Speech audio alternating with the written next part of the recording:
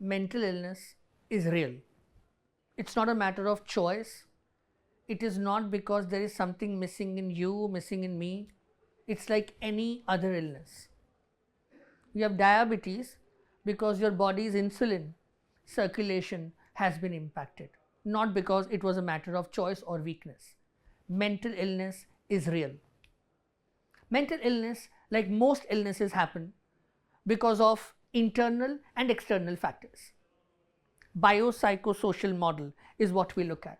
Biology, which is not in my control, my genes, my neurotransmitters, which are chemicals in my body, my psychology, my upbringing, my early experiences, my personality, my thinking patterns, and then the social aspect, which is the environment I am in. And when these three have an interface amongst themselves, I may experience an illness. 1 in 8 people in our country are suffering from some mental illness. 75% of people today do not seek help because they are hesitant about the stereotypy, because of the discrimination they perceive, because of lack of access. There are multiple factors, and these individuals and families continue to suffer. Let's start with step 1, understanding what an illness is.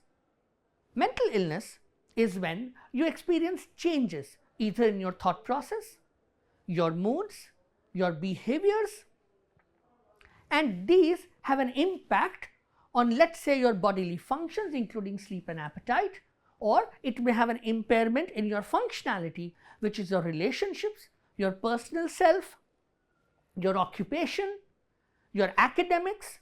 And when these symptoms, whether it is behavioral, psychological, social, when they stay for a while, let's say for about 2 weeks or so, it could be a form of a mental illness.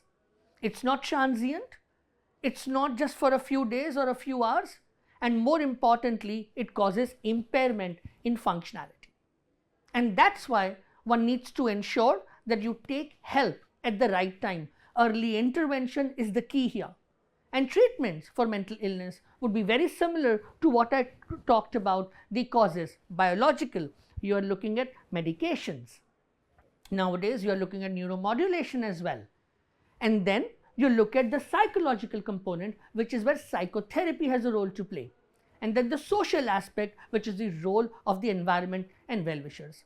Mental illness is real. It's important that we all understand, bring out the compassion within ourselves, and ensure people and their families get help in time.